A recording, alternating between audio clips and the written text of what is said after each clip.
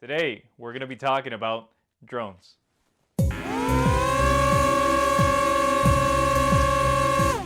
Hello everyone. So again, today we're going to be talking about drones and how they relate to you as a Christian and how they don't. The first thing is that God is not a remote control operator. We have something called free will, and free will is very important because love, and God is love itself, love doesn't force itself on anyone. And so for that reason, God creates us with free will. So we're not just a remote control manipulated thing. The second point is the fact that in our spiritual life, we do have to fight the stormy winds. We do have to fight those winds that come against us, which look like the world, the flesh, and the devil. Those are the things that St. Paul warned us against, and those are the things that we're still dealing with. And that's one of the things that you see.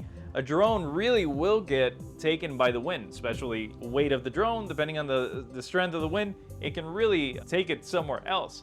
And so if we are not strengthened in the Lord, if we are not allowing the Lord to give us a strength and cooperating with the grace that He's given us to do the things that He wants us to do, then we're just going to get taken by those winds. Point number 3 is that we should not blame God for our misfortunes or for the misfortunes of anybody in this world. One of the things that we learn in Romans 8:28 is that God allows things for a greater good.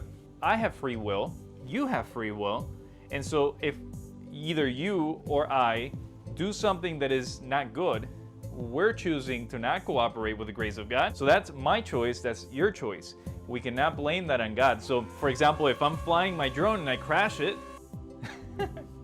okay, so if I fly my drone and I crash it like that, then God is not at fault. Over time, a lot of people have come to not believe in God because they have encountered these situations that they're like, well, God made that happen. You know, God didn't give me that. I prayed, I asked, and He didn't give me that. Or I prayed that my dad would stop drinking, and he still drank, and he died from alcoholism. All these things that, you know, we can come up with a lot of them, but people have free will, and so do you.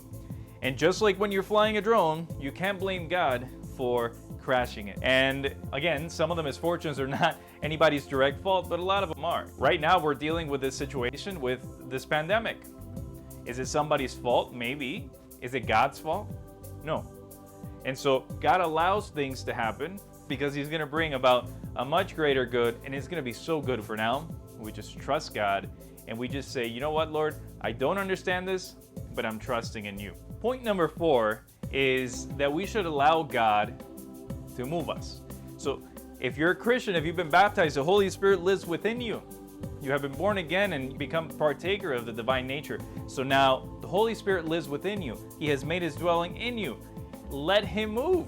Let Him move. And so, again, we're not a remote control, but at the same time, we can be an instrument that God uses in order to bless those around us. And I think of it as a trumpet. And if you're a trumpet, God's wind is the one that breathes and it's sound. And if you're watching this and you're not a Christian, this is a great moment for you to just tell God, God, I'm mad at You for X, Y, and Z. I've held anger and for all these things. But you know what?